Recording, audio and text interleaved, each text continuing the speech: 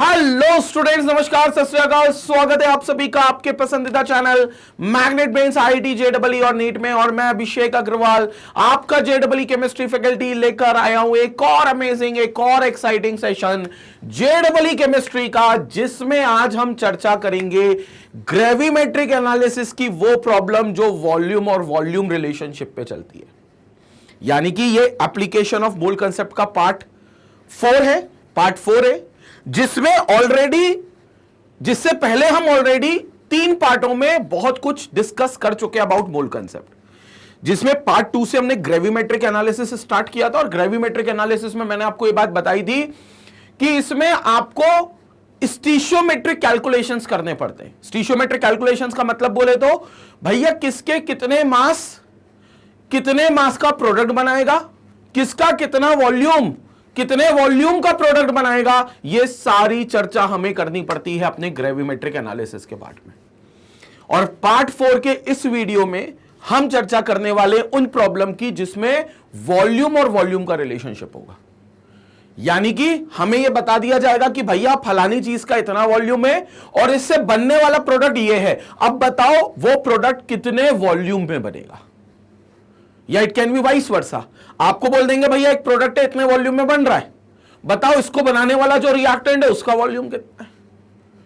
तो वॉल्यूम दिया जाएगा और वॉल्यूम ही पूछा जाएगा। ये हमारे पार्ट 4 में हम समझेंगे कि किस तरीके से इन सवालों को किया जा सकता है। और पिछले पार्ट में हमने देख लिया था मास और मास का रिलेशनशिप, यानी कि मास दिया जाएगा और मास पूछा जाएगा तो वो प्रॉब्लम्स को कैसे डील करना है। उसके पिछले वीडियो में हमने ये देखा था कि मास वॉल्यूम रिलेशनशिप क्या है, यानी कि मास दिया जाएगा तो वॉल्यूम कैसे निकालेंगे, या वॉल्यूम दिया जाएगा तो मास कैसे निकालेंगे। और अब इस वीडियो में हम देखेंगे वॉल्यूम रिलेशनशिप। लेकिन आपको एक बात बताते हैं, इन सब में सबसे कॉमन चीज क्या है? शुरुआत की 4 स्टेप्स, ये सब में कॉमन है। पहले केमिकल इक्वेशन आपको खुद बनानी पड़ेगी। केमिकल इक्वेशन दी नहीं जाएगी, आपको बस बता दिया जाएगा ऐसा ऐसा कुछ हो रहा है। कोई फ्यूल है उसका कंबशन हो रहा है, कोई हाइड्रोकार्बन है उसको जला रहे हैं, सोडियम बाइकार्बोनेट है किसी चीज से रिएक्ट कर रहा है, तो आपको वो इक्वेशन बनानी पड़ेगी, पहला काम।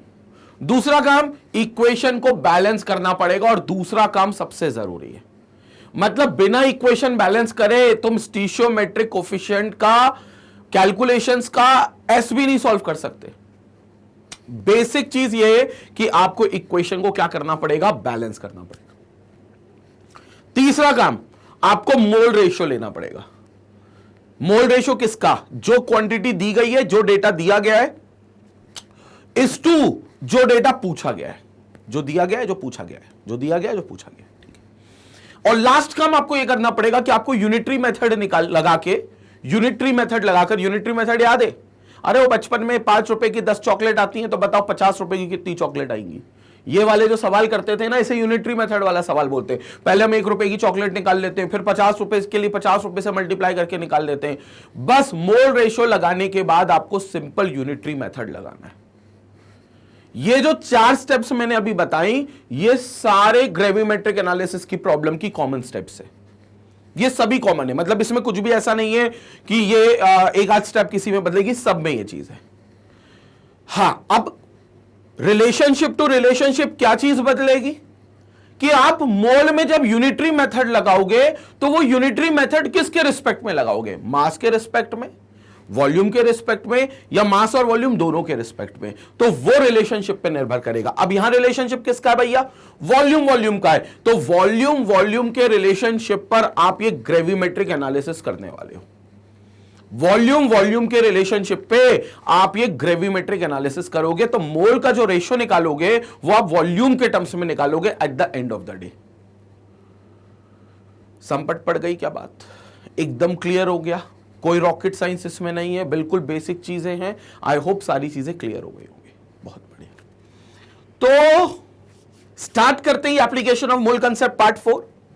और अगर कोई भी कहीं भी डाउट आए तो आप बिल्कुल पूछेंगे कमेंट सेक्शन में, क्योंकि भाई साहब देखो, वीकली सेशन हम लोग प्लान आउट कर रहे हैं जिसमें आपके सारे डाउट्स को कैटर करेंगे। और अब तो देखो, डाउट पूछने का एक और तरीका है, तो magnetbrains.com जाकर अपना डाउट जो है वो इमेज के थ्रू या फिर चैट के थ्रू, कमेंट के थ्रू आप पूछ सकते हो, जो डायरेक्ट हमें व्हाट्सएप पे मिलता है और हम डायरेक्ट उसको लाइव सेशन जो आपके होंगे उस पर कैटर करेंगे। इतना ही नहीं बल्कि आपको हर लेक्चर से एसोसिएटेड एक डीपीपी मिलती है टॉपिक वाइज। जैसे इसकी डीपीपी जब इसका पूरा टॉपिक कंप्लीट हो जाएगा एप्लीकेशन ऑफ मूल कंसेप्ट, तब आपको आखिरी में डीपीपी मिलती है। और डीपीपी आपको खुद से करनी होती है, लेकिन अगर आपसे नहीं बनते तो घबराने की कोई बात नहीं है, क्योंकि मैग्नेट ब्रेन्स आपको उसकी वीडियो सोल्यूशन भी प्रोवाइड करेगा। साथ में डीपीपी के अलावा आपको भरपूर क्वेश्चंस की प्रैक्टिस कराई जाएगी, एमसीक्यूज की, फिर चाहे वो प्रीवियस ईयर क्वेश्चंस हो, चाहे वो मोस्ट इंपॉर्टेंट क्वेश्चंस हो, चाहे वो मोस्ट एक्सपेक्टेड क्वेश्चंस हो, जितने भी क्वेश्चंस हो इनकी भरपूर प्रैक्टिस कराई जाएगी। इसके अलावा आपके चैप्टर वाइज टेस्ट होंगे, ऑनलाइन टेस्ट सीरीज होगी, और ये सब आपको मिलेगा एब्सोल्युटली फ्री ऑफ कॉस्ट, सिर्फ और सिर्फ मैग्नेट ब्रेन्स के चैनल और magnetbrains.com पर। क्लियर हो गया? ठीक है, तो ये था about the offerings that are absolutely free and is being provided by Magnet Brains. अब अपन आगे चर्चा करते हैं भाई। अब अपन समझते हैं what are the problems involved, how to deal with the problems involving volume and volume relationship. तो पहली 4 स्टेप तो भैया बिल्कुल कॉमन है। पहली स्टेप क्या है, पहले तो अपन इसको पढ़ लेते हैं। This type of relationship are used to correlate the volume of gaseous reactants with other gaseous reactants or gaseous products. ठीक है, अब इसमें क्योंकि वॉल्यूम और वॉल्यूम की डीलिंग है, तो यहां पर आप जो रिएक्शन लोगे, सपोज करो आपने कुछ रिएक्टेंट्स ले लिए और उन रिएक्टेंट्स को आपने प्रोडक्ट में तब्दील कर दिया, तो एक बात इनमें कॉमन है कि रिएक्टेंट भी गैसेस होंगी और जो प्रोडक्ट होगा उनमें भी कोई ना कोई गैस होगा, क्योंकि बिना गैस के ये संभव ही नहीं है। तो ये भी आपकी these are also gaseous substance, these are also gaseous substance and these are also gaseous substance. और कम से कम एक तो होना ही चाहिए। मान लो अगर प्रोडक्ट 2-3 बन रहे हैं तो उनमें से कम जिसका वॉल्यूम वो पूछ रहे हैं उसको तो गैस होना पड़ेगा, क्योंकि हमें पता है हम जनरली गैसियस सब्सटेंस का वॉल्यूम निकालते हैं। इवन ये बात हमने मास और वॉल्यूम रिलेशनशिप में भी देख ली थी कि भैया अगर हम मास और वॉल्यूम रिलेशनशिप निकाल रहे हैं तो वहां पर भी हम गैसियस सब्सटेंस की टर्म्स में ही बात करते हैं। तो this is all about gaseous substance, क्योंकि वॉल्यूम गैसियस सब्सटेंस के लिए ही सिग्निफिकेंट होगा। तो ये गैसियस सब्सटेंस होने चाहिए। कौन कौन से? आपके रिएक्टेंट भी और प्रोडक्ट भी। तब जाकर आप इन दोनों के बीच का रिलेशनशिप देख पाओगे। ठीक है, अब आगे what are the different steps that involves. तो जनरली इसमें जो रिएक्शन आती है वो वही आती है जो मैं हर बार एग्जांपल में अपने देता हूं, जो पिछले दोनों पार्ट के एग्जांपल में मैंने दी थी। कौन सी रिएक्शन आती है? कंबशन ऑफ फ्यूल, यानी कि कंबशन ऑफ हाइड्रोकार्बन। और हमने देखा था कि भैया कोई भी हाइड्रोकार्बन जलाओगे, पिछले 2 पार्ट में हमने यही देखा था कि जो भी हाइड्रोकार्बन आप जब भी जलाओगे तो वहां पर आप उसकी रिएक्शन ऑक्सीजन गैस से कराओगे, क्योंकि कंबशन का मतलब क्या है? Reaction with oxygen gas, reaction with oxygen gas. तो आप किसी भी चीज का कंबशन कर रहे हो तो आप ऑक्सीजन गैस से रिएक्ट कर रहे हो। और चूंकि हाइड्रोकार्बन कार्बन और हाइड्रोजन होते हैं, हाइड्रोकार्बन क्या होता है? It's a compound of carbon and hydrogen. तो जब उनका कंबशन होगा, उनकी रिएक्शन ऑक्सीजन से होगी, तो इसका मतलब है कार्बन डाइऑक्साइड और वाटर वेपर बनेगा, कार्बन डाइऑक्साइड और वाटर वेपर बनेगा।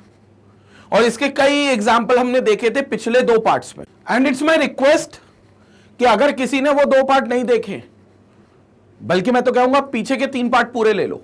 अगर एप्लीकेशन ऑफ मूल कंसेप्ट के पार्ट 1, पार्ट 2, पार्ट 3 आपने नहीं देखे तो प्लीज पार्ट 4 देखने से पहले उनको जरूर देखो, क्योंकि डायरेक्ट पार्ट 4 देखोगे तो कई चीजें इंटरकनेक्टेड होती है, एज आई ऑलवेज सेड। और यहां पर तो क्लियर है कि यहां पर तो पार्ट्स हमने लिखे थे एप्लीकेशन ऑफ मूल कंसेप्ट पार्ट 4। तो भैया सबसे पहले तुम्हें तीनों पार्ट निपटाने, फिर चौथा पार्ट देखना। मतलब कटप्पा ने बाहुबली को क्यों मारा ये तो बाद में पता लगेगा, तब पहले ये पता चलेगा कि कटप्पा नहीं मारा था बाहुबली को। तो ये बात तो पार्ट 1 में पता चल गई थी ना अपने को, इसीलिए अपने को पहले के पार्ट्स देखने पड़ेंगे अगर आगे का पार्ट समझना है तो। ये इंटरकनेक्टेड टॉपिक से, ठीक है। तो हमने कई एग्जांपल्स उसमें देखे थे उन पार्ट्स में हाइड्रोकार्बन के कंबशन के, लेकिन उनमें कॉमन बात क्या थी? कॉमन बात थी उनके बैलेंसिंग के पार्ट को लेकर। बैलेंसिंग के पार्ट को लेकर कैसे? सपोज करो मेरे पास एक रिएक्शन है, सपोज करो मेरे पास एक रिएक्शन है, ध्यान से सुनेंगे। CH4 plus O2 gives CH4 plus O2 gives CO2 plus H2O, CO2 plus H2O। अब मेरी बात यहां पर सुनेंगे, इसके कितने कार्बन है, एक और एक, हाइड्रोजन कितने, 4 और यहां 2, तो यहां पर 2 का मल्टीप्लाई कर देंगे। यहां ऑक्सीजन कितने हो गए, 2 और 2 4, और यहां पर 2 है तो 2 का मल्टीप्लाई कर देंगे, बैलेंस हो गई रिएक्शन। अगर CH4 होगा तो ये पहली रिएक्शन हो गई जो बैलेंस हो गई। अगर मान लो इथेन होता तो इथेन क्या होता, C2H6 plus O2 plus O2 gives CO2 plus H2O, gives CO2 plus H2O। अब मेरी बात को ध्यान से सुनना, कार्बन कितने हैं, 2, यहां कितना, 1, तो यहां पर भी 2 हो गया। हाइड्रोजन कितने, 6, यहां कितने, 2, तो 3 से मल्टीप्लाई कर दो, 6 हो गया। ऑक्सीजन कितने हो गए, पहले इधर गिन लो, 2 दूनी 4 और 3 7, तो 2 दूनी 4 और 3 7 हो गए। तो यहां पर अपन क्या करेंगे, 7/2 से मल्टीप्लाई कर देंगे। यहां भी 7 हो गए ना, बाय 2 कर दिया तो 2 से 2 कैंसिल हो गया और 7 ऑक्सीजन आ गए, तो ये बैलेंस हो गया। ये सेकेंड रिएक्शन है जो बैलेंस हो गई। मान लो इसी तरीके से हमारा प्रोपेन होता, प्रोपेन अगर कंबशन करते, मैं अलग अलग हाइड्रोकार्बन के कंबशन रिएक्शंस लिख रहा हूं यहां पर, क्योंकि क्वेश्चन जो वॉल्यूम पर आता है वो जनरली हाइड्रोकार्बन के कंबशन को ही आता है। और हाइड्रोकार्बन का कंबशन मतलब हाइड्रोकार्बन की रिएक्शन ऑक्सीजन से, जिसमें CO2 और H2O प्रोडक्ट ही बनेंगे। ये हमने लास्ट पार्ट्स में भी देख लिया था अपने एग्जांपल्स में। लेकिन अगर अलग अलग हाइड्रोकार्बन हुए तो कॉमनली रिएक्शन क्या आती है, क्योंकि जनरली इस रिएक्शन को बैलेंस करना चैलेंजिंग होता है। ठीक है, बहुत बड़ा टास्क नहीं है, लेकिन हाँ बैलेंसिंग में कई बार हम उलझ जाएंगे। इससे बेटर है कि हम इसका एक जनरल फॉर्मेट बना ले। तो मैं इसका जनरल फॉर्मेट आपको बनाकर दे रहा हूं, उससे पहले मैं कुछ हाइड्रोकार्बन की कंबशन रिएक्शन दे रहा हूं, तब जाकर मैं उसका जनरल ट्रेंड बताऊंगा कि अच्छा हाइड्रोकार्बन कभी भी जलेगा तो इतने ऑक्सीजन आएंगे, इतना CO2 बनेगा और इतना H2O बनेगा। ये जनरल हमें पता चल जाएगा। ठीक है, तो अपन एक बार और कर लेते रिएक्शन। ये मीथेन हो गया, ये इथेन हो गया, ये मीथेन हो गया था, ये आपका इथेन हो गया। अब अपन एक प्रोपेन ले लेते, प्रोपेन बोलेंगे क्या है भाई, C3H8, ये हो गया अपना प्रोपेन, दिस इज प्रोपेन। ठीक है, अब इसकी रिएक्शन अपन देख लेते हैं, किससे, ऑक्सीजन से। तो ये ऑक्सीजन से देख ली, क्या बनेगा, ये भी कार्बन डाइऑक्साइड और वाटर।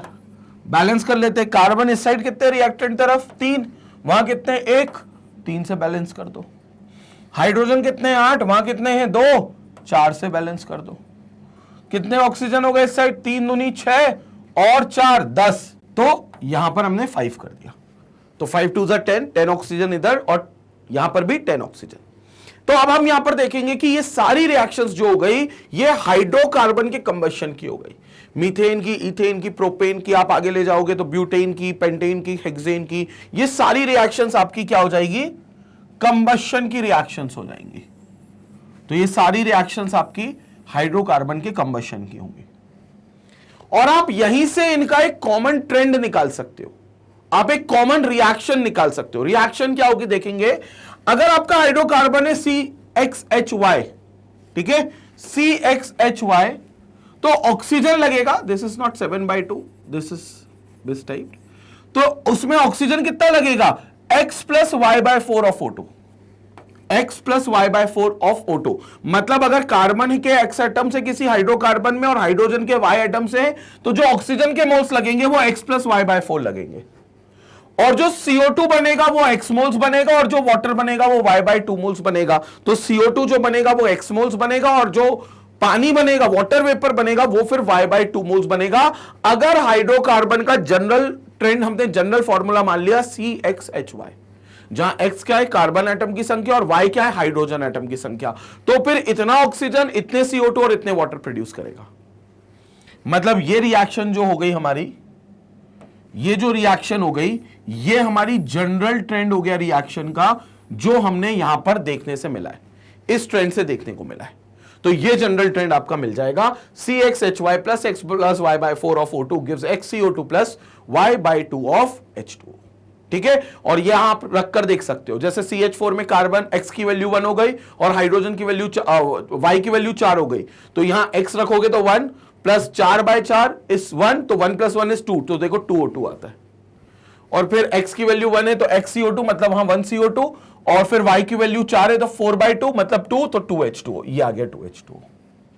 तो ये आपकी रिएक्शन हो गई, जो आपकी एक ओवरऑल जनरल ट्रेंड आ गया CXHY के टर्म्स में, CX और HY के टर्म्स में। तो ये आपकी एक एक्सप्रेशन आ गया। अब ध्यान से सुनेंगे आगे। Consider at temperature T and pressure P, consider at temperature T and pressure P, we have taken VH volume of CX and HY। आपने किसी टेम्परेचर T पर और किसी प्रेशर P पर, ये कोई भी टेम्परेचर कोई भी प्रेशर हो सकता है, उस समय वॉल्यूम मान लिया हाइड्रोकार्बन का VH। अब VH जो वॉल्यूम है वो हाइड्रोजन के वो हाइड्रोकार्बन के 1 मोल के लिए, बिकॉज दिस इज 1 मोल। और याद करो गेल-यूसेक्स लॉ ऑफ गैसियस वॉल्यूम में हमें यह पता है, जिसके जितने मोल्स होंगे उसके उतने टाइम्स वॉल्यूम होगा। जैसे मान लो A और B रिएक्ट कर रहे हैं, और A और B जो रिएक्ट कर रहे हैं उनके 1-1 मोल है, तो अगर मैं A के वॉल्यूम को 1 वॉल्यूम ले रहा हूं या V ले रहा हूं, तो फिर B का वॉल्यूम भी V हो जाएगा। अगर मान लो A का 1 मोल है लेकिन B के 2 मोल रिएक्ट कर रहे हैं, और A का मैं वॉल्यूम V ले रहा हूं, तो फिर B का वॉल्यूम 2V हो जाएगा। गेल-यूसेक्स लॉ ऑफ गैसियस वॉल्यूम यही बताता है, जितने मोल्स उतने वॉल्यूम्स। तो अगर तुम 1 मोल का कोई V वॉल्यूम मान रहे हो, तो फिर अगर 1/2 मोल्स होंगे किसी के, तो तुम 1/2 इंटू V उसका वॉल्यूम मान लोगे। किसी के अगर X मोल्स होंगे तो तुम V इंटू X उसके वॉल्यूम मान लोगे। किसी का अगर Y/2 मोल्स होंगे तो तुम Y/2 इंटू V उसका वॉल्यूम मान लोगे। ये वो वॉल्यूम्स होंगे जिसको आप लेकर चलोगे। तो यहां पर अगर अपन देखें VH volume of CX and HY, therefore for complete combustion of VH volume of CX and HY, O2 कितना लगेगा? O2 के मोल्स कितने? इतने। O2 के मोल्स इतने। तो देखो भाई, अगर तुम इसका वॉल्यूम VH मान रहे हो तो इसका वॉल्यूम कितना आ जाएगा? X plus Y/4 of VH। ये ऑक्सीजन का वॉल्यूम आ जाएगा। CO2 का वॉल्यूम कितना आ जाएगा? X times of VH। H2O का वॉल्यूम कितना बनेगा? Y/2 times of VH। ये आपका गेल-यूसेक्स लॉ ऑफ गैसियस वॉल्यूम से पता चलता है, गेल-यूसेक्स लॉ ऑफ गैसियस वॉल्यूम। तो यहां पर आपने देखो O2 required VH times of X plus Y/4, उसी प्रेशर P पर और टेम्परेचर T पर CO2 produce will be VH into X volume at pressure P and temperature T, and also water vapor produced will be Y/2 times of VH। तो ये आपका volume होगा जो उस पर्टिकुलर प्रेशर और टेम्परेचर पे होगा। और एक बात और बता देता हूं, अगर प्रेशर और टेम्परेचर STP वाला हुआ, स्टैंडर्ड टेम्परेचर और प्रेशर हुआ, जिसमें टेम्परेचर 273 केल्विन और प्रेशर 1 atm हुआ, तो फिर मैं VH की वैल्यू भी बता देता हूं, इट विल बी 22.4 लीटर। तो जो VH होगा, वॉल्यूम होगा, वो 22.4 लीटर होगा STP पर। बट हम श्योरली नहीं कह सकते कि यहां STP की कंडीशन ली गई है, यहां कुछ भी टेम्परेचर और कुछ भी प्रेशर लिया जा सकता है। ये चीज है, ठीक है। तो ये चीज बड़ी इंपॉर्टेंट है, इसका पहले आप एक स्क्रीनशॉट लो, उसके बाद अपन आगे चर्चा करते हैं। Okay, now so if H2 is also a gas, then at the given conditions H2 vapour pressure कितना होगा? VH into Y/2, क्योंकि यहां पर हमने ऑलरेडी लिख लिया है Y/2 into VH, Y/2 into VH, so this is Y/2 into VH। तो ये Y/2 into VH इसका वॉल्यूम हो गया। कंसेप्ट क्लियर है? पूरा सारी चीजें क्लियर है? ठीक है। So VH Y/2 will be its volume. If the general formula of organic compound is CXHYOZ, मान लो आप कोई और कंपाउंड है CXHYOZ, तो फिर उसके लिए भी हमने ये जनरल रिएक्शन लिख लिए और उसमें भी x मोल्स ऑफ CO2 और y by 2 moles of H2O है, बस O2 का जो मोल्स है वो बदल जाएंगे, it will be x plus y by 4 minus z by 2। But इसमें ऑक्सीजन भी इन्वॉल्व है, ये सिंपल हाइड्रोकार्बन नहीं है, ये ऑक्सीजन कंटेनिंग हाइड्रोकार्बन है, तो ऑक्सीजन कंटेनिंग कंपाउंड है CXHYOZ, तो ये भी आपका फ्यूल हो सकता है। जैसे अल्कोहल आपका एक फ्यूल होता है, मीथेनॉल, आप इथेनॉल, ये सब फ्यूल्स होते हैं, तो इसमें ऑक्सीजन होता है, तो ऑक्सीजन के टर्म्स में जनरल रिएक्शन है। और जनरल रिएक्शन को आप ऐसा नहीं करते कि मतलब अगर अपन लेकर चले कि जनरल रिएक्शन याद ही करनी पड़ेगी, तो ऐसा नहीं है, तो उस समय उस मौके पर भी रिएक्शन को बैलेंस कर सकते हो। लेकिन जनरल इसलिए कई बार काम आ जाती है क्योंकि बैलेंसिंग में हम उलझ जाते हैं, हमसे बैलेंस एक बार कहीं अगर बिगड़ गया बैलेंसिंग, तो फिर आप अगले आधे घंटे तक उसको बैलेंस ही करने में लगा दोगे। तो इसलिए जनरल बताया जाता है एक्स और वाई के टर्म्स में कि आपके ऑक्सीजन इतने मोल्स आने चाहिए, CO2 आपका इतना मोल बनना चाहिए और वाटर भी आपका इतना मोल बनना चाहिए। तो वो सिर्फ इसलिए बताया जाता है ताकि आप अगर आप बैलेंसिंग में फिसलते हो तो जनरल वाला ट्रेंड आपको संभाल ले। क्लियर हो गई ये बात? ठीक है, तो ये आपका ऑक्सीजन के टर्म्स में, ये आपका ऑक्सीजन के टर्म्स में ये एक जनरल रिएक्शन है। हालांकि इसकी बात कम होगी, ज्यादातर हाइड्रोकार्बन्स की बात, सिंपल हाइड्रोकार्बन्स की बात ज्यादा होगी। ठीक है, अब आगे चलते हैं। Now steps involve in solving the problems related to volume volume relationship. अब वॉल्यूम वॉल्यूम रिलेशनशिप पे जो प्रॉब्लम्स है उनको हम यहां समझने का प्रयास करते हैं। तो पहला स्टेप क्या है? Find out the chemical reaction involve in the problem and also find out the physical state of the reactants and products at the given condition। कोई नई बात नहीं है, पहली स्टेप हमने पिछले 2 रिलेशनशिप पे भी देखी थी, तीसरे रिलेशनशिप पे भी कॉमन है, और मैंने तो आपको कहा था कि शुरुआत की 3-4 स्टेप्स कॉमन ही होंगी। पहली स्टेप कहती है हर बार की तरह कि आप पहले केमिकल इक्वेशन को आइडेंटिफाई करो और उसमें रिएक्टेंट्स और प्रोडक्ट्स की फिजिकल स्टेट पता करो। क्योंकि देखो, जहां वॉल्यूम आ गया वहां सिर्फ गैसियस सब्सटेंस के बारे में ही तुम जानकारी हासिल कर पाओगे, किसी सॉलिड के बारे में तुम कभी जानकारी हासिल नहीं कर पाओगे कि इसका कितना वॉल्यूम बन सकता है, क्योंकि गैसियस सब्सटेंस का ही वॉल्यूम हमने पढ़ा है। क्योंकि वॉल्यूम जो बताया गया था वो गे-ल्यूसेक्स लॉ ऑफ गैसियस वॉल्यूम में बताया था। लॉ के अंदर खुद वर्ड आ रहा है गैसियस वॉल्यूम, तो मतलब ये गैस के लिए एप्लीकेबल है, it is only applicable for gases, ये बड़ी बात है। तो it is only applicable for gases.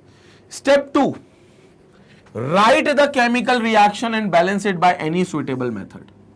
ये भी कॉमन चीज है, पिछले 2 रिलेशनशिप में ये भी किया कि हमने इक्वेशन लिख ली, उसके बाद बैलेंसिंग करी, क्योंकि हम जानते बैलेंसिंग के बिना हम क्वेश्चन सॉल्व कर ही नहीं सकते। तो दूसरा पार्ट हो गया बैलेंसिंग। तीसरा part, write down the volume of the reactants, write down the volume of the reactants and products below the formula to each reactant and product with help of the fact that 1 gram molecule of every gaseous substance occupies 22.4 liter at STP. This should be at STP, so it will be at STP, standard temperature and pressure. Normal temperature and pressure पे तो obviously हम निकालेंगे, but it will be STP 22.4 liters, जो निकलेगा वो STP पर होगा। ठीक है, तो हमें मालूम है मोलार वॉल्यूम, 1 मोल का volume, so we have molar volume which is nothing but volume of 1 mole of gaseous substance, volume of 1 mole of gaseous substance,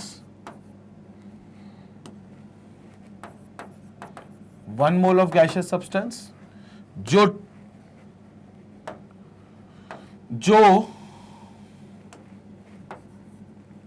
temperature 273 kelvin plus pressure 1 atm पर प्लस प्रेशर 1 atm पर 22.4 litres होता है, 22.4 litres होता है। तो वो molar volume कितना होता है? 22.4 लीटर्स। तो ये 22.4 लीटर्स होता है जो वॉल्यूम होता है 1 मोल किसी भी गैसियस सब्सटेंस का इस कंडीशन पे।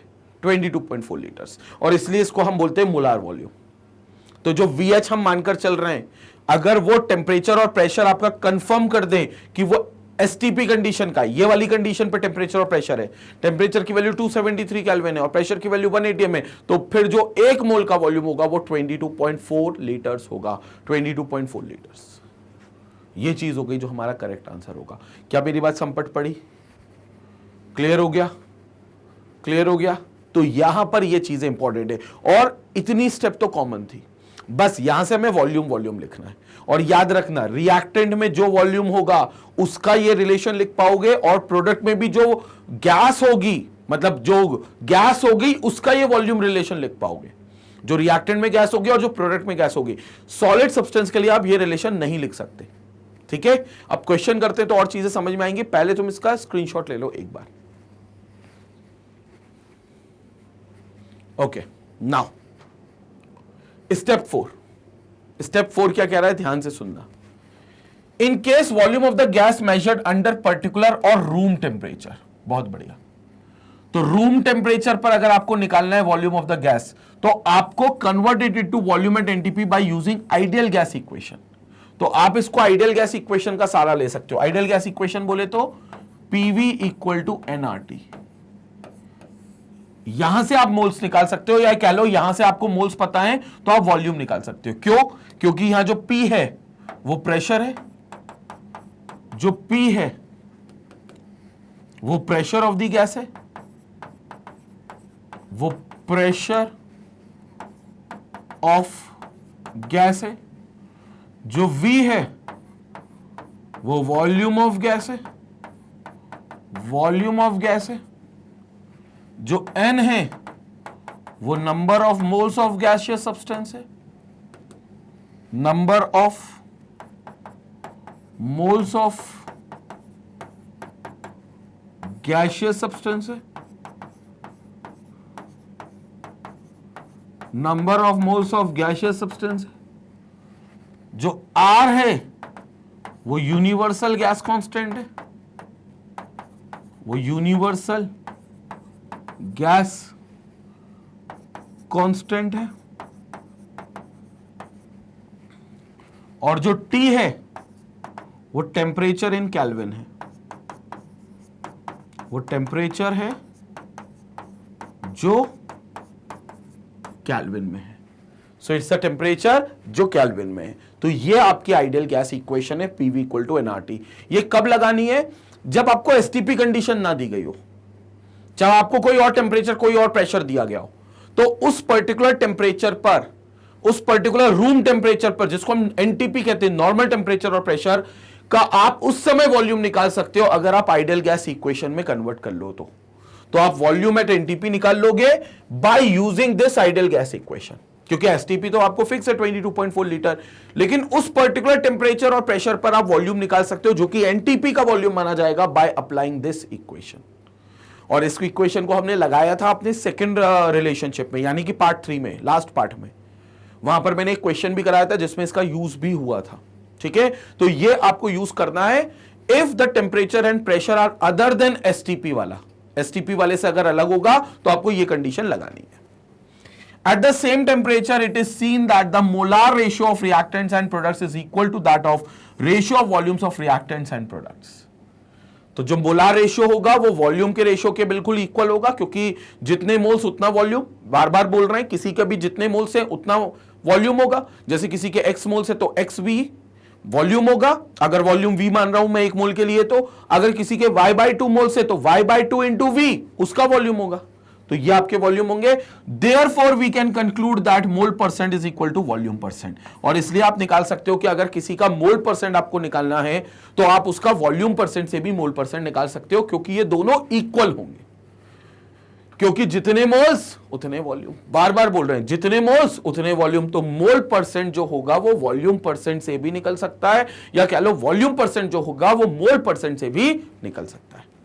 Late us apply the concept to solve a problem. तो इस कंसेप्ट को पहले अप्लाई करते हैं in order to solve a problem. पहले एक प्रॉब्लम मैं आपको बताता हूं, फिर एक प्रॉब्लम जो है हम लोग प्री रिटर्न प्रॉब्लम भी देख लेंगे, लेकिन एक एग्जांपल पहले मैं आपको देता हूं। तो पहले तुम इसका स्क्रीनशॉट ले लो इसका जल्दी से।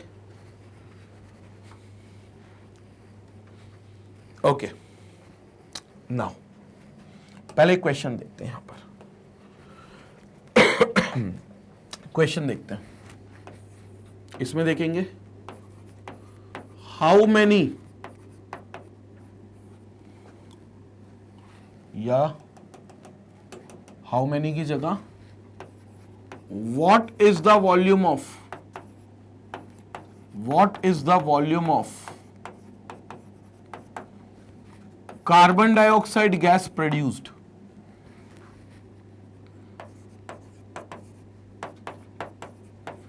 What is the volume of carbon dioxide gas produced when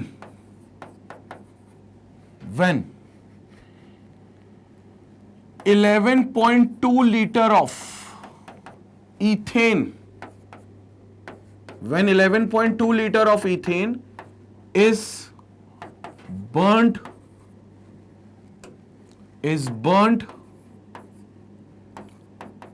under STP condition, is burnt under STP condition। तो आपको बताना है कितना वॉल्यूम प्रोड्यूस होगा CO2 का अगर 11.2 लीटर इथेन गैस को जला रहे हो STP कंडीशन। बहुत बढ़िया। तो भैया सबसे पहली स्टेप आइडेंटिफाई द रिएक्शन। सबसे पहले अपने को रिएक्शन आइडेंटिफाई करनी है, तो सबसे पहले अपन रिएक्शन को आइडेंटिफाई करते हुए चलेंगे। रिएक्शन क्या भाई? इथेन का कंबशन। इथेन का कंबशन है, ध्यान से सुनेंगे। इथेन इज C2H6, इसका कंबशन है, मतलब इसकी रिएक्शन किससे होगी? ऑक्सीजन से। इसकी रिएक्शन किससे होगी? ऑक्सीजन से। ऑक्सीजन से जैसी रिएक्शन होगी तो कार्बन भी ऑक्सीडाइज होगा, हाइड्रोजन भी ऑक्सीडाइज होगा, तो यहां पर कार्बन डाइऑक्साइड और H2O यानी कि वाटर बनेगा, और H2O यानी कि वाटर बनेगा। तो यहां बन गया कार्बन डाइऑक्साइड और वाटर बन गया।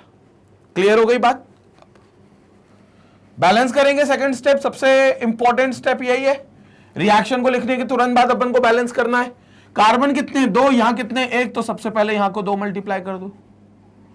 हाइड्रोजन कितने? 6, वहां पर कितने? 2, तो यहां पर सबसे पहले 3 मल्टीप्लाई कर दो। तो 3 मल्टीप्लाई कर दो तो 3 2 6 हो गया, और यहां पर आपके हाइड्रोजन 6 है। ऑक्सीजन कितने हैं?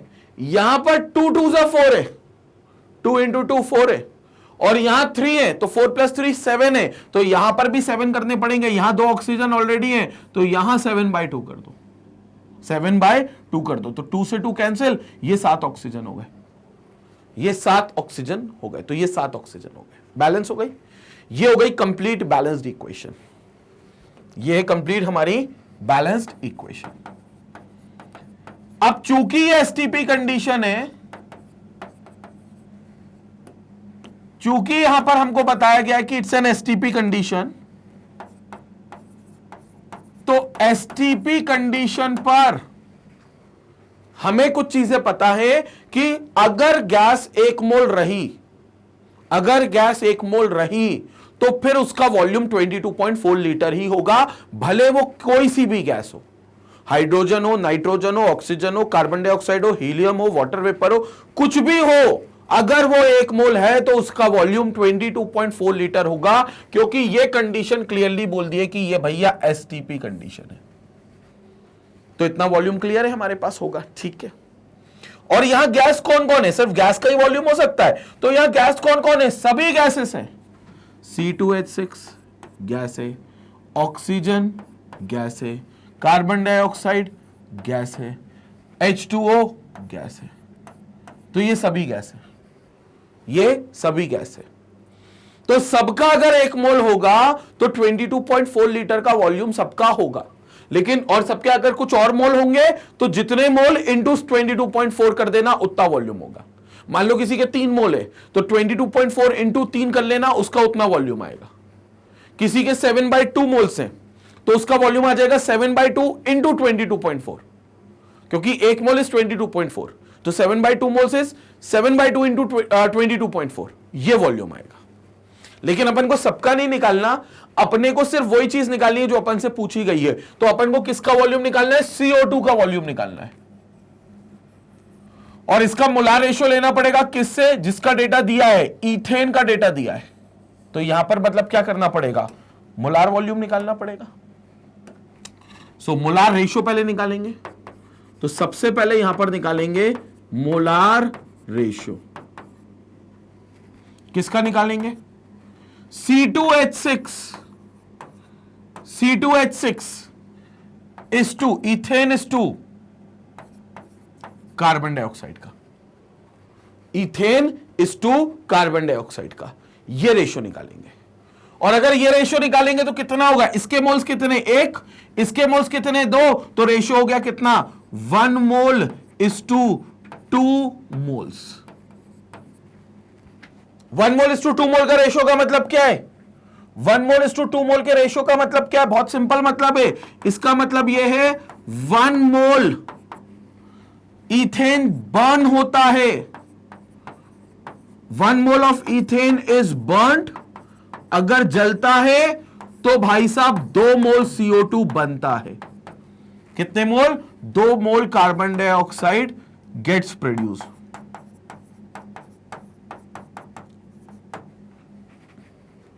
एक मोल अगर ये जलता है तो 2 मोल कार्बन डाइऑक्साइड बनता है, क्योंकि ये रेशियो से पता चला 1:2। तो इसका 1 मोल जलेगा तो इसके 2 मोल बनेंगे। इसका 1 मोल जलेगा, इसका मतलब क्या है? इसका 22.4 लीटर जलेगा। इसका 22.4 लीटर जलेगा। किसका? C2H6 का। और इसके 2 मोल बनेंगे का मतलब क्या है? इसका 2 इंटू 22.4 लीटर बनेगा। 2 इंटू 22.4 लीटर CO2 का प्रोड्यूस होगा। 2 इंटू 22.4 लीटर।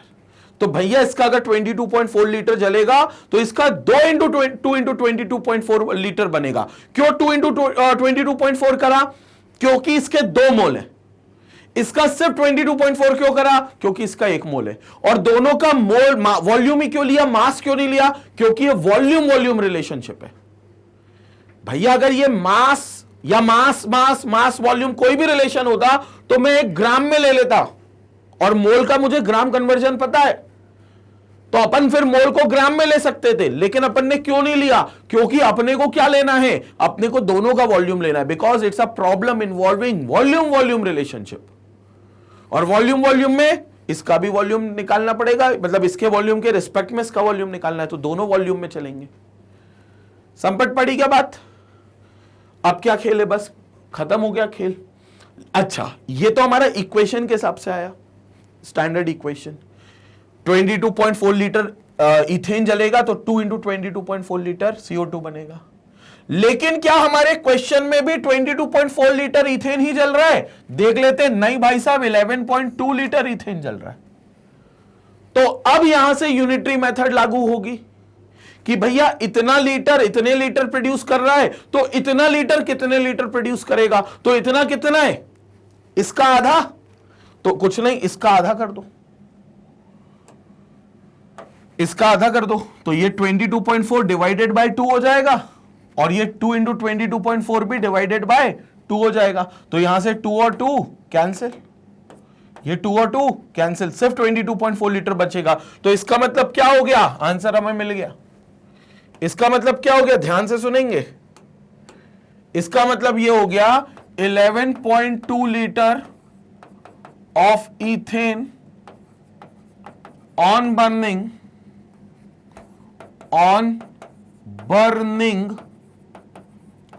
प्रोड्यूसेस कितना?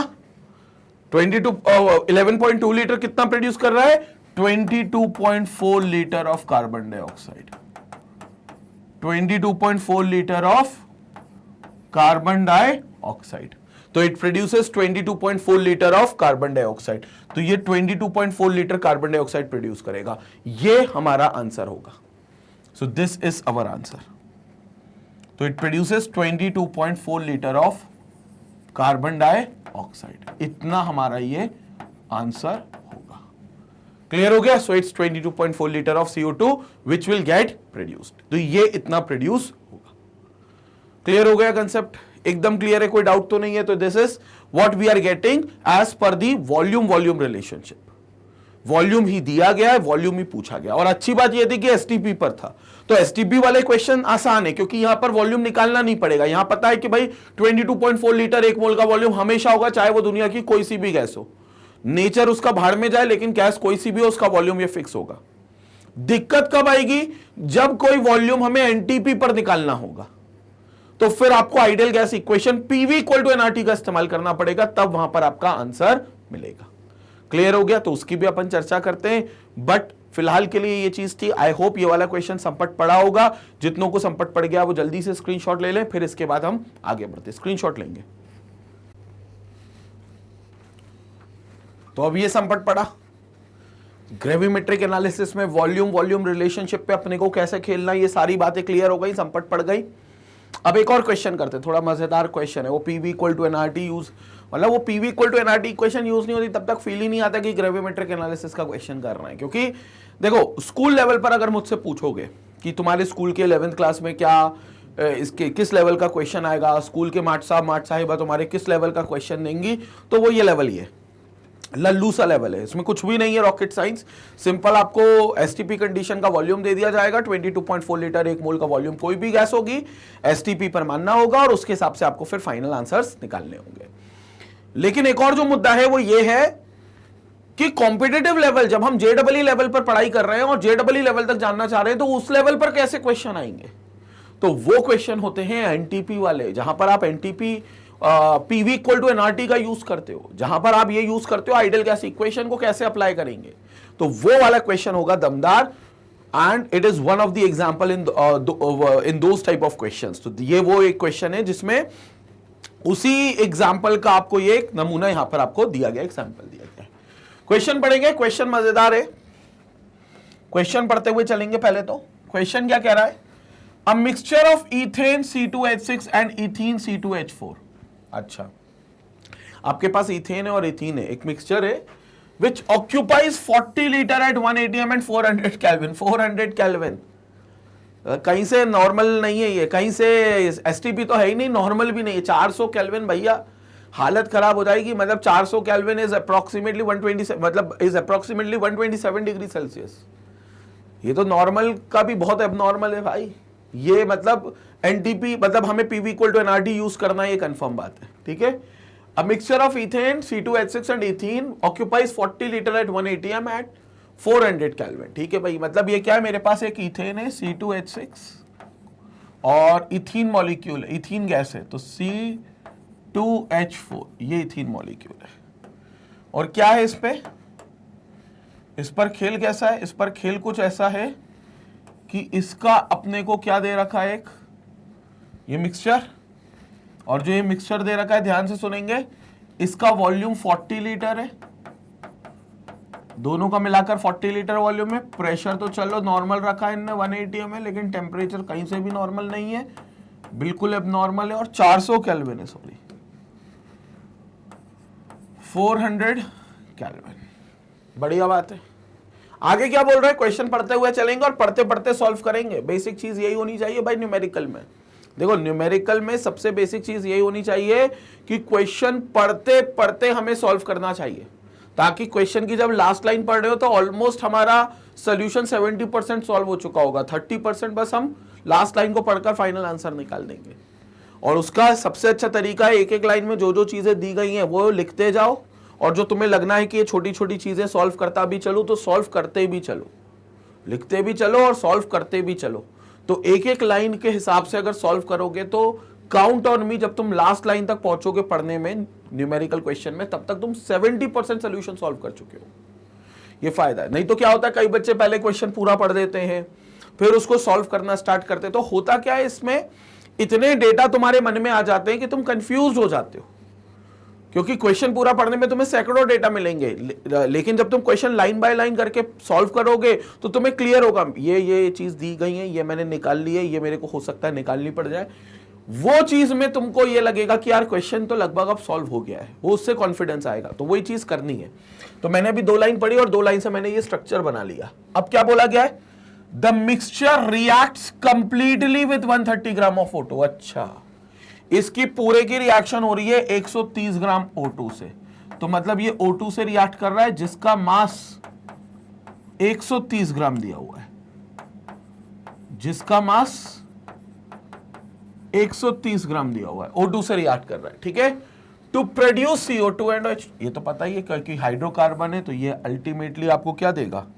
CO2 कार्बन डाइऑक्साइड और H2O वाटर, तो ये आपको CO2 और वाटर दे देगा। बहुत बढ़िया बात है।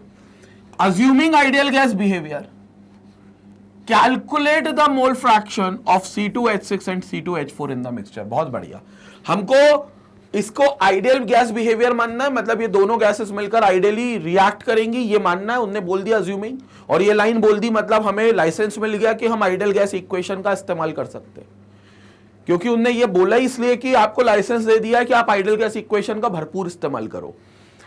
और उसमें आप ये बताओ कि what will be the mole fraction of C2H6 and C2H4 in the mixture. तो जो मिक्सचर दिया गया उसमें मोल फ्रैक्शन क्या, अब देखो, मोल फ्रैक्शन कह लो या मोल परसेंटेज कह लो, वो निकालना मतलब आपको वॉल्यूम परसेंटेज निकालना होगा। मतलब ये जो बोला है कि ये पूरा बस्ता 40 लीटर का जो है, इसमें तुम्हें ये मानना पड़ेगा कि यार इथेन कितना लीटर है और इथीन कितना लीटर है, तो फिर तुम उसको डिवाइड करोगे 40 से, क्योंकि टोटल तो 40 है, तो सबके इंडिविजुअल फ्रैक्शन आ जाएंगे, और इंटू 100 करोगे तो इंडिविजुअल परसेंट आएंगे। अब तुम्हें फ्रैक्शन निकालना है तो अपन इंटू 100 नहीं करेंगे और अपन सिंपल फ्रैक्शन निकाल लेंगे। तो अल्टीमेटली मुद्दा यह है कि 40 लीटर के इस पूरे कंटेनर में हमें यह पता करना है कि C2H6 का कितना वॉल्यूम है और C2H4 का कितना वॉल्यूम है। संपट पड़ गई क्या बात? ठीक है, अब 70% दिमाग में चीजें पता चल गई हैं, बल्कि 100% यहां पर पता चल गई है कि क्या निकालना है और कैसे निकालना है। अब बस निकालना शुरू करते हैं। तो एक काम करते हैं, C2H6 का हम x लीटर लेकर चलते हैं, ऐसा मान लेते हैं कि C2H6 x लीटर है, और जो C2H4 है वो हम लेकर चलते हैं 40 - x। क्यों होगा 40 - x? क्योंकि दोनों मिलकर 40 लीटर है, दोनों मिलकर 40 लीटर है। तो अगर ये x लीटर तुमने मान लिया है तो फिर ये 100% 40 - x लीटर हो जाएगा, फिर 100% ये 40 - x होगा, ताकि दोनों मिलकर 40 लीटर हो जाएंगे, तो दोनों मिलकर फिर 40 लीटर हो गए। अब हम देखते हैं कि क्या चीजें स्थिति बनेगी जब वो कह रहे हैं कि इस मिक्सचर को रिएक्ट कर रहे हैं O2 से। इसका मतलब है भाई साहब इथेन भी रिएक्ट करेगा और इथीन भी रिएक्ट करेगा, इथेन भी रिएक्ट करेगा और इथीन भी रिएक्ट करेगा। अगर इथेन रिएक्ट करा तो, इथेन अगर रिएक्ट करा तो C2H6 plus O2 gives CO2 plus H2। Ultimately तो हमें CO2 और H2 मिलेंगे, क्योंकि कार्बन और हाइड्रोजन कंटेनिंग कंपाउंड्स है, तो उसमें अल्टीमेट जो प्रोडक्ट होगा वो कार्बन का होगा और हाइड्रोजन का होगा। हाँ, कार्बन का ऑक्सीडाइज होगा और हाइड्रोजन का ऑक्सीडाइज होगा। तो यहां पर क्या होगा, ध्यान से देखेंगे, बैलेंस करेंगे। कार्बन कितने 2, यहां कितने 1, तो यहां 2 का मल्टीप्लाई। हाइड्रोजन कितने 6, यहां कितने 2, तो 3 का मल्टीप्लाई। अब कितने कार्बन हो गए यहां पर, 2 दूनी 4 और 3 7, 2 दूनी 4 और 3 7, यहां पर 2 है, तो इट विल बी 7/2 का मल्टीप्लाई। कंसेप्ट क्लियर हो गया? तो यहां मल्टीप्लीकेशन किसका होगा, 7/2 का। तो ये 7/2 मोल्स हो गए। ये रिएक्शन बैलेंस हो गई, ये रिएक्शन पूरी बैलेंस हो गई। अब इस रिएक्शन के हिसाब से ध्यान से सुनेंगे, इस रिएक्शन के हिसाब से जो एक मोलार रेशियो निकलेगा, मोल रेशियो जिसको कहना चाहिए, जो मोल रेशियो निकलेगा किसका, C2H6 का इस टू O2 का, क्योंकि हमें O2 के बारे में डिटेल दी गई है, ये देख लो O2 के बारे में डिटेल दी गई है 130 ग्राम ऑफ O2।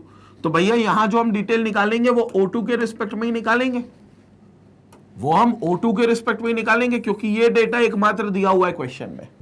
बाकी इसका तो दिया हुआ है 40 लीटर, लेकिन दोनों का दिया हुआ है, तो हमने इसमें से मान लिया कि इसका x लीटर है, इसका 40 माइनस x है।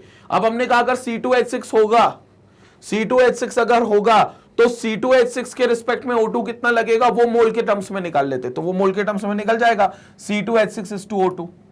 और इस हिसाब से रेशियो कितना आएगा, यहां पर मान लो यहां 1 मोल है तो यहां 7/2 मोल है, तो इसका 1 मोल लगेगा, इसका 1 मोल लगेगा, तो इसका 7/2 मोल लगेगा, तो इसका 7/2 मोल लगेगा, इसका 1 मोल, इसका 7/2 मोल।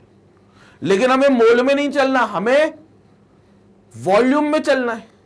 तो वॉल्यूम के हिसाब से अगर देखें, वॉल्यूम के हिसाब से अगर देखें तो इसका अगर वॉल्यूम x लीटर है तो फिर इसका जो वॉल्यूम होगा वो 7/2 x लीटर होगा, 7/2 x लीटर।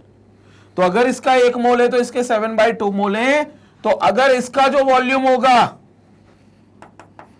इसका जो वॉल्यूम होगा वो x लीटर है, तो फिर इसका जो वॉल्यूम होगा वो 7/2 x लीटर होगा, ये इसका वॉल्यूम होगा। संपट पड़ी बात। तो अगर ये x लीटर है तो इसका वॉल्यूम 7/2 x लीटर होगा, 7/2 x लीटर। तो ये x लीटर, तो इसका 7/2 x लीटर। अब हमने ये x लीटर क्यों मान लिया, क्योंकि हमने मानकर चला कि C2H6 x लीटर है, तो x लीटर में O2 का कितना वॉल्यूम लगेगा, 7/2 x लीटर। क्योंकि ये तो बहुत सिंपल है, जितने मोल्स होंगे उसके हिसाब से वॉल्यूम लगेगा।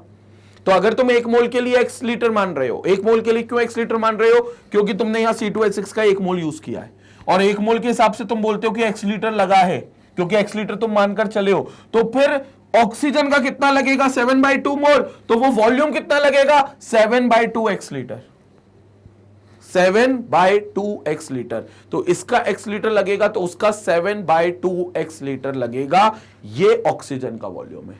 सो this is what, volume of oxygen, volume of oxygen consumed. So this is volume of oxygen consumed. कितना, 7/2 x litre volume of oxygen consumed. और ये हुआ पहली इक्वेशन से, जो कि है C2H6 की। अभी भाई साहब बची है किसकी, C2H4 की इक्वेशन। अभी बची है किसकी, C2H4 की इक्वेशन। तो एक काम करते हैं अपन, C2H4 की इक्वेशन बनाते हैं। अब C2H4 की इक्वेशन, तो C2H4 अगर रिएक्ट करेगा, ध्यान से देखेंगे, अगर C2H4 रिएक्ट करेगा किससे, ऑक्सीजन से, तो भी आपको CO2 प्लस H2O देगा। बैलेंस कर लेते, कार्बन कितने हैं, 2, यहां कितने, 1, तो यहां 2 का मल्टीप्लाई। हाइड्रोजन कितने, 4, यहां कितने, 2, तो 2 का मल्टीप्लाई। ठीक है, अब ऑक्सीजन गिन लो, 2 दूनी 4 और 2 6, तो यहां पर आपका 3O2। अब बैलेंस हो गया। संपट पड़ी बात। तो कार्बन 2 हैं, हाइड्रोजन 4 हैं, ऑक्सीजन 2 2 4 प्लस 2 6 है, 3 2 6 है। ये आपकी बैलेंस्ड हो गई।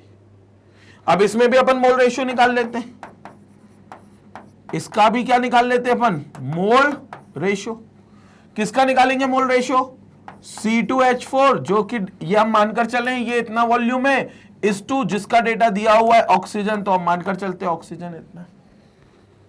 तो what will be the ratio, 1:3 mole. Ratio यहां कितना आ रहा है, 1 मोल इज टू 3 मोल।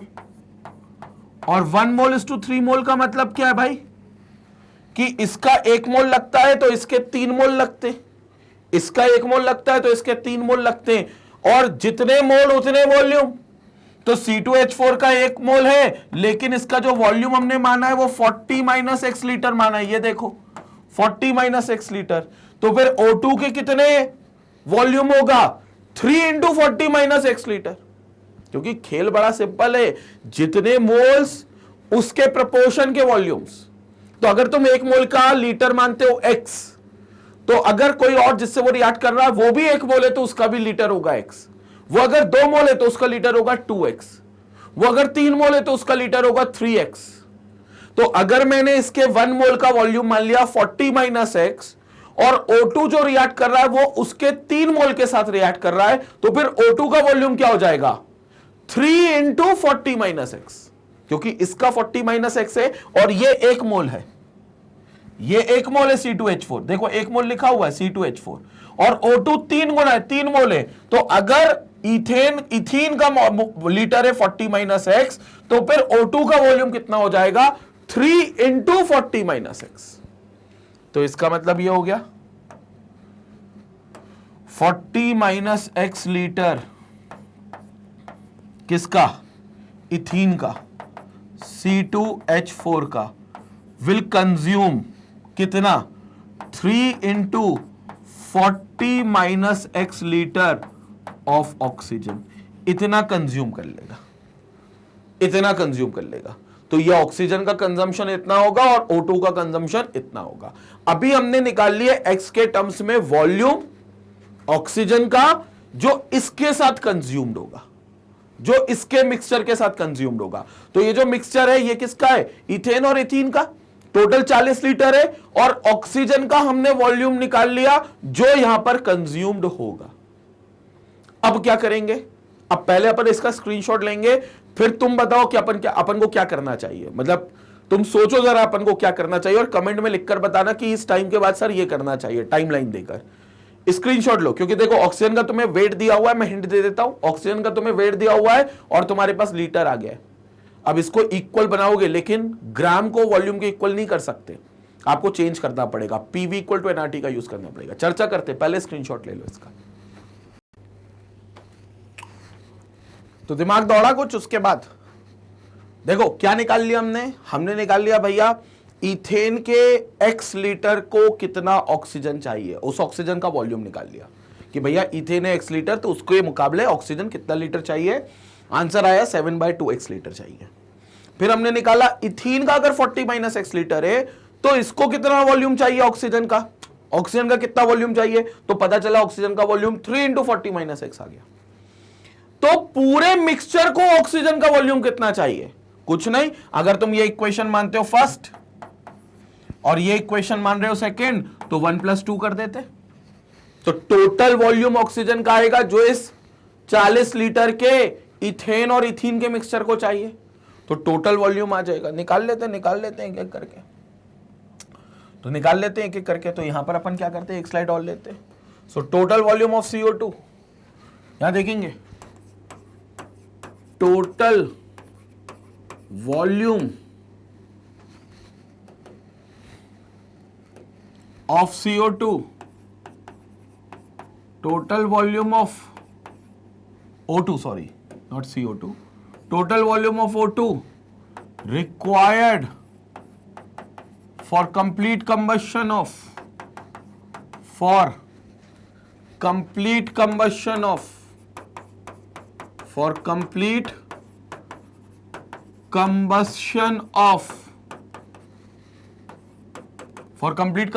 किसका complete combustion of 40 liter mixture of C2H6 plus C2H4 is, कितना वॉल्यूम चाहिए, ऐड कर दो 1 और 2 को, तो दोनों को ऐड कर दे। सो दिस इज एडिंग 1 + 2, तो भैया कितना कितना वॉल्यूम चाहिए देखेंगे। पहला वॉल्यूम है 7/2 into x litres plus 3 into 40 minus x litres, इतना टोटल O2 चाहिए। कैसे पता ये चीज, इसका है 7/2x लीटर O2 और इसका है 3 into 40 minus x litre O2, तो टोटल O2 पूरे रिएक्शन मिक्सचर को कितना चाहिए, इसका O2 जितना चाहिए प्लस इसका O2, तो वही प्लस कर दिया हमने।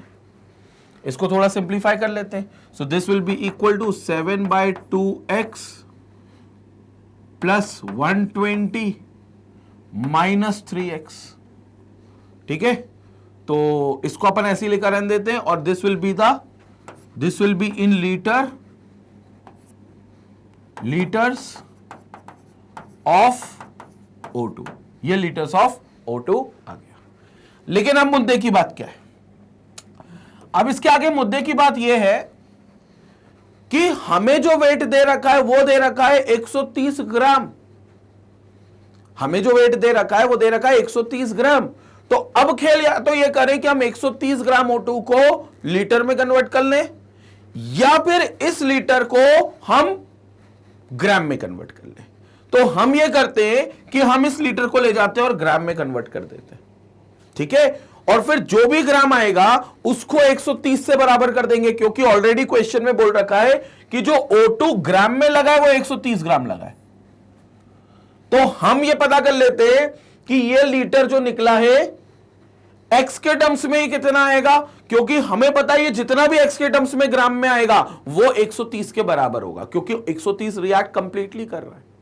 तो अपन इस वॉल्यूम को हम कन्वर्ट करते हैं ग्राम में। अब इसके लिए क्या यूज करना पड़ेगा? Ideal gas equation. So according to ideal gas equation, क्या है आइडियल गैस इक्वेशन भाई? PV equal to nRT। हम एक काम करते हैं, PV इक्वल टू nRT में मोल्स को खोलकर लिख लेते हैं। तो PV equal to weight upon molar weight RT, because moles is given weight upon molar weight. और क्यों हम इक्वेशन लगा सकते हैं आइडियल गैस की? क्योंकि उन्होंने बोल दिया एज्यूमिंग आइडियल बिहेवियर। अपने को लाइसेंस मिल गया कि आइडियल गैस की इक्वेशन अपन लगा सकते हैं। तो ये PV इक्वल टू मोल्स की जगह W/m कर दिया, RT कर दिया। एन मोल्स होते हैं ना, तो m मोल्स होते हैं, तो given mass upon molar mass. वही गिवन मास हमें निकालना है, हम निकाल लेते हैं। तो वही गिवन मास अगर हमें निकालना है तो हम निकाल लेते हैं। ध्यान से सुनेंगे, उसी को निकाल कर यहां रखते हैं। तो यहां देखेंगे PV equal to W/m RT। So this will be equal to, this implies W equal to क्या हो जाएगा? P into V into M upon RT। तो W क्या हो जाएगा? P into V into M upon RT। So this implies W will be equal to, pressure कितना है question के हिसाब से? 1 atm, तो will keep it as 1 atm। तो वो ये 1 atm हो जाएगा, इनटू वॉल्यूम कितना है? वॉल्यूम अभी हमने निकाला टोटल वॉल्यूम, ये टोटल वॉल्यूम, इसको रख देंगे। सो this is 7/2, 7/2x plus 120 minus 3x। तो 7/2x plus 120 plus 120 minus 3x into m molar mass. Oxygen का 32 होता है, क्योंकि वेट किसका ही? ऑक्सीजन का है ना सब कुछ, तो ऑक्सीजन का ही वेट निकलेगा। तो ऑक्सीजन का molar mass 32 divided by R। अब R की वैल्यू क्या है? 0.0821। लीटर एटीएम में तो कितनी होती है? 0.0821 ही होती है। इनटू टेम्परेचर कितना है भाई? 400 केल्विन। ये तो शुरू में ही दे दिया था अपन को। तो ये 400 केल्विन अपने को क्या दे दिया था भाई? टेम्परेचर दे दिया था। तो बस अब क्या करें? वेट अपने को पता है कितना है? वेट अपने को पता है ये कितना है? 130 ग्राम क्वेश्चन में पहले ही दे दिया है। तो मतलब यहां से जो वेट x के टर्म्स में निकल रहा है, x के टर्म्स में, क्योंकि x तो अननोन है, वो x के टर्म्स वाला वेट 130 के इक्वल हो जाएगा। क्योंकि ये वेट भैया क्वेश्चन में पहले ही दे चुके हैं। ये देखो 130 ग्राम दे चुके हैं क्वेश्चन में पहले, तो वो तो वेट ही निकाल रहे हैं ना हम। उसमें W की वैल्यू हमें पता है पहले से 130 है। तो क्या नहीं पता? x नहीं पता, तो x निकल जाएगा। बस यही तो खेल करना है अपने को, यही तो काम करना है। तो यहां पर देखेंगे तो यहां पर वेट कितना आ जाएगा? 130 इक्वल टू, इसको सॉल्व कर लेते हैं। तो ये देखो 1 इंटू 7/2x माइनस 3x। अच्छा देखो यहां पर भी देखो 7/2x माइनस 3x। 7/2 होता है 3.5, 7/2 मतलब 3.5 मतलब 3.5, और 3.5 में से 3 गया तो बचा क्या? 0.5x।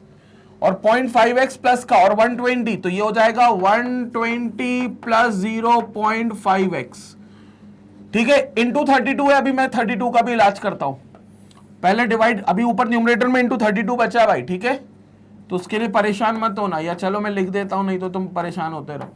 तो 32 डिवाइडेड बाय, हाँ अब बोलो, न्यूमरेटर में तो कुछ नहीं है, 400 इंटू 0.0821 है, ये केल्विन हटा देते नहीं तो कंफ्यूजन होगी तुमको। तो 400 इंटू 0.0821, तो अपन कैलसी ले लेते इसमें, ठीक है भाई, तुम्हें तो मैनुअल करना है यार, मेरा मैथ्स तुमसे कमजोर है, इसलिए अपने को स्पेशल परमिशन मिली है कैलसी यूज करने की।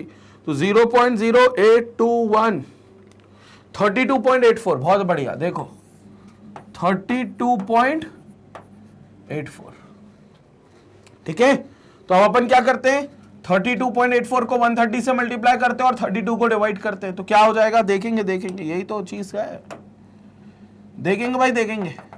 ये 32.84 130 से मल्टीप्लाई होगा तो 130 इंटू 32.84 अपॉन 32, तो दिस विल बी 32, तो ये आपके इक्वल टू में डिनोमिनेटर में आएगा 32 और डिनोमिनेटर न्यूमरेटर में आएगा, तो 130 into 32.84 upon 32 equal to 120 plus 0.5 times of x. बहुत बढ़िया। सो दिस इंप्लाइज कितना हो गया, 130 इंटू 32.84 कर लेते हैं, डिवाइडेड बाय 32 कर लेते हैं, तो divided by 32, the answer is 133.41, 133.41 equal to 120 plus 0.5 times of x. आगे चलेंगे, आगे क्या आएगा देखेंगे, 133.41 120 में से माइनस कर लेंगे, तो 133.41 minus 120 equal to 0.5x। So this implies 133.41 minus 120 कितना आ गया, 13.4, तो 13.4 equal to 0.5 times of x, तो x will be equal to 13.4 divided by 0.5, 13.4 divided by 0.5 26.8 litre मिल गया भैया x की वैल्यू 26.8 लीटर। मतलब हमें क्लियर हो गया कि जो x है हमारा जो x है वो हमें क्लियर हो गया है कि कितना है, तो x की वैल्यू क्लियर हो गई है 26.8 लीटर्स। ये यहां से हमें पता चल गया कि x की वैल्यू 26.8 है। समझ में आया कैसे सॉल्व किया? हमने क्या करा, पहले दोनों टोटल वॉल्यूम निकाल लिया, हमें पता चल गया था O2 इससे इथेन से 7/2x लीटर निकलेगा, कंज्यूम्ड होगा, और यहां से 3 into 40 minus x litre consumed होगा, तो टोटल वॉल्यूम कितना कंज्यूम्ड होगा, इतना टोटल वॉल्यूम कंज्यूम्ड होगा। और ये जो टोटल वॉल्यूम इतना कंज्यूम्ड हो रहा है, ये पीवी इक्वल टू एनआरटी के हिसाब से जो वेट होगा, जो कि 130 ग्राम दे रखा है, उसके बराबर होगा। तो हमने इस वॉल्यूम का वेट निकालने का प्रयास किया और W मान लिया, और हमें मालूम था W की वैल्यू क्या होगी 130, तो हमने 130 रख ली। यहां पर जो वॉल्यूम रखा था वो x के टर्म्स में था, तो x के टर्म्स में इक्वेशन आएगी, और x कुछ नहीं है, जो वॉल्यूम है वो अलग अलग वॉल्यूम है, क्योंकि x क्या है आपका इथेन का वॉल्यूम, और 40 माइनस x क्या है इथीन का वॉल्यूम। तो इथेन का वॉल्यूम x की वैल्यू आ गई 26.8 लीटर। इसका मतलब ये हुआ, ये जो C2H6 है ये हमें मिल गया, ये जो C2H6 है ये हमें मिल गया, कितना मिल गया 26.8 लीटर।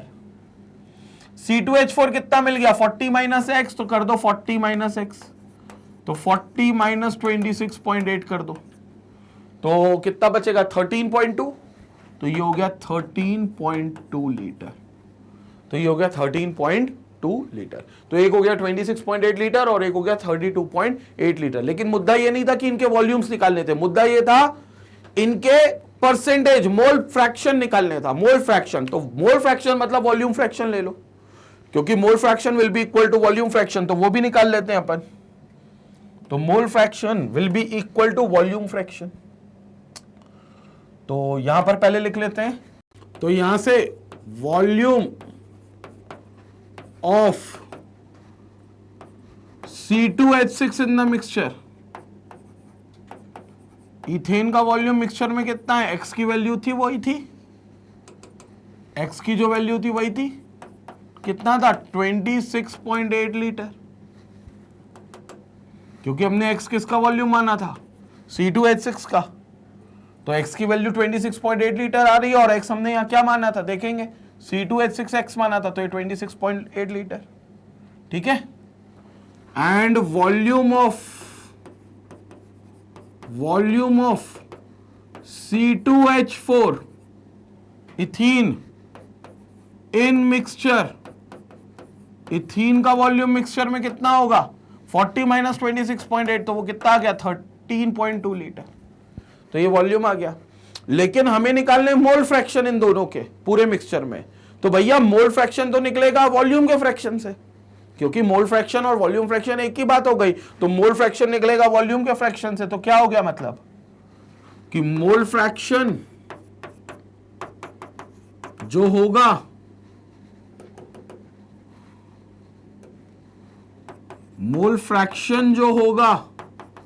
वही वॉल्यूम फ्रैक्शन होगा, तो मोल फ्रैक्शन जो है वही हमारा बन जाएगा volume fraction.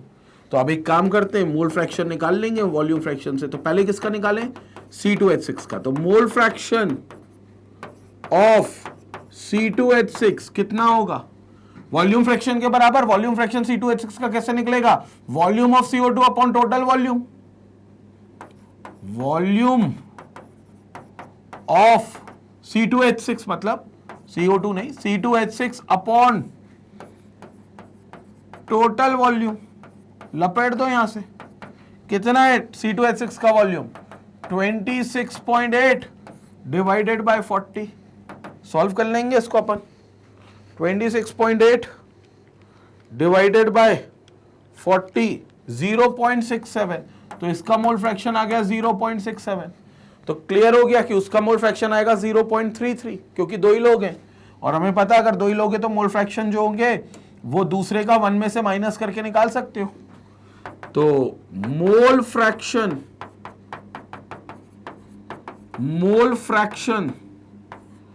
Of C2H4 will be equal to volume of C2H4 upon total volume. ऐसे भी निकाल सकते हो या 1 में से माइनस भी कर सकते हो, तो ऐसे लिख लो। तो इट विल बी कितना हो जाएगा, वॉल्यूम कितना है C2H4 का 13.2 और टोटल वॉल्यूम कितना है 40। करके देखने की बिल्कुल जरूरत नहीं है, आंसर विल बी 0.33। तो यहां आंसर कितना आ जाएगा 0.33। तो मोल फ्रैक्शन इसका इतना आ गया 0.67 और इसका आ गया 0.33। यही आपके दोनों क्या हो गए भाई, आंसर्स। यही आपके दोनों क्या हो गए, आंसर्स। तो ये आपके क्या आ गए, आंसर्स आ गए। क्लियर हो गया। तो दिस इज 0.67 और दिस इज 0.33। तो ये आपके फ्रैक्शन। अब ये वॉल्यूम फ्रैक्शन है, but we all know volume fraction जो होगा वही मोल फ्रैक्शन के इक्वल होगा। तो ये हमारा आंसर है। तो बना ये दमदार क्वेश्चन। ये होते हैं JEE मेंस के लेवल के क्वेश्चन।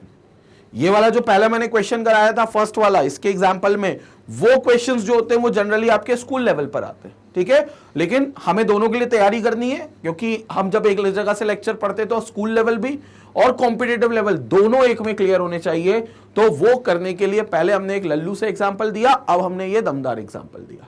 दोनों में आपका पर्पस सॉल्व हो गया होगा। क्लियर हो गई बात, ठीक है।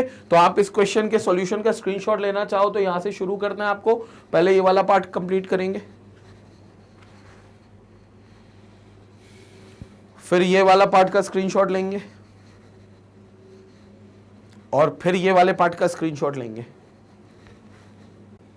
तो भैया क्लियर हुआ ये क्वेश्चन, एकदम क्लियर हो गया, कोई डाउट तो नहीं है। तो यहां पर हमारा प्रॉब्लम्स इन्वॉल्विंग वॉल्यूम रिलेशनशिप पूरी तरीके से कंप्लीट हो गया, पूरी तरीके से कंप्लीट हो गया। तो इस तरीके से हमने स्टीशियोमेट्रिक कैलकुलेशन का जो मेन पार्ट है, मास रिलेशनशिप पर प्रॉब्लम कैसे डील करनी है, वॉल्यूम पर प्रॉब्लम कैसे डील करनी है, मास वॉल्यूम मास पर प्रॉब्लम कैसे डील करनी है, सारी हमने चर्चा कर ली है और ये सारा कंसेप्ट हमें क्लियर हो गया होगा। और इसमें हमने दो एग्जाम्पल जो देखे हैं उसमें से देखो, पहला वाला तो एग्जाम्पल लल्लू एग्जाम्पल था, लेकिन वो लल्लू क्यों जरूरी था, क्योंकि भैया एग्जाम में तुम्हें, स्कूल एग्जाम में तुम्हें वही आने वाला है, उसी लेवल का क्वेश्चन आएगा। फिर हमने जो सेकंड क्वेश्चन किया था वो दमदार क्वेश्चन था, क्योंकि JEE मेंस का वही लेवल है, वही लेवल का क्वेश्चन आपको JEE मेंस में मिलेगा। तो हमको JEE मेंस के लेवल पर अगर डील करना है तो सेकंड जो PV इक्वल टू NRT वाले क्वेश्चन है उनको बहुत भरपूर लगाना पड़ेगा। और मन में ये सवाल जरूर रखना कि PV इक्वल टू NRT आई कहां से। इसका पूरा हम डेरिवेशन करेंगे बकायदा गैसियस स्टेट्स ऑफ मैटर नाम के चैप्टर में, ठीक है। तो गैसियस स्टेट्स तक का वेट करना, वहां पर मैं आइडियल गैस इक्वेशन डिराइव करके बताऊंगा, बट इस टाइप के क्वेश्चन होंगे जो अब हम देखेंगे। अब आगे हम अगले वीडियो में application of mole concept he continue रखेंगे, लेकिन जिसमें अब हम लिमिटिंग रिएजेंट और एक्सेस रिएजेंट की चर्चा करेंगे कि लिमिटिंग रिएजेंट क्या होते, कैसे फाइंड आउट करते, एक्सेस रिएजेंट क्या होते, कैसे फाइंड आउट करते, ये चर्चा करेंगे। ये कहना चाहिए ये स्टीशियोमेट्रिक कैलकुलेशन का ही एक पार्ट है, लेकिन क्या होगा इसकी पूरी डिटेल हम अगले वीडियो में करेंगे। और फिर आपको मिलेगा डीपीपी पूरे टॉपिक पर, जिसमें लगभग 30-35 क्वेश्चंस होंगे जिसको हम भरपूर तरीके से सॉल्व करने वाले हैं, ठीक है। और अगर आप ये लेक्चर्स YouTube पर मिस आउट करते हो कभी भी, तो आप magnetbase.com जाकर पूरा सीक्वेंस में सारे लेक्चर्स को देख सकते हो, क्योंकि पूरी एक प्लेलिस्ट, ऑर्गेनाइज्ड प्लेलिस्ट है आपके magnetbase.com पर। आपको करना क्या है, www.magnetbase.com की वेबसाइट पे जाना है, आपको वहां IIT JEE के सेक्शन में जाना है, मेरा कोर्स मिलेगा, वॉच नाउ पे क्लिक करना है।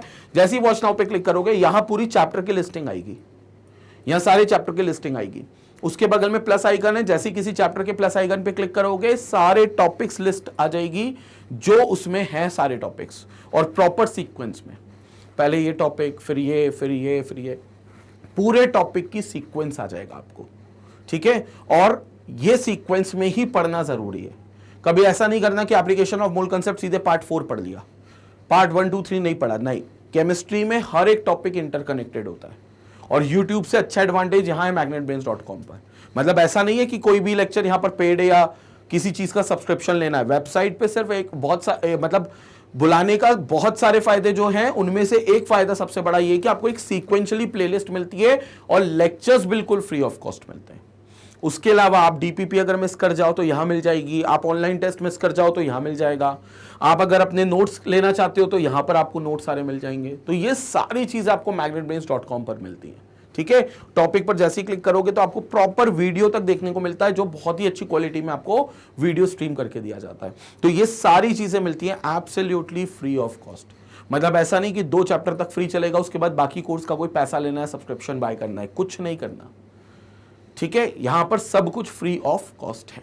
साथ में मैग्नेटबेस, IIT JEE और नीट के चैनल पर आपको सिर्फ IIT JEE केमिस्ट्री नहीं बल्कि फिजिक्स, मैथ्स तो मिलती है, साथ ही नीट का भी पूरा सिलेबस यहां पर कंप्लीट होता है, जिसके अलग से बायो, फिजिक्स और केमिस्ट्री के लेक्चर्स होते हैं।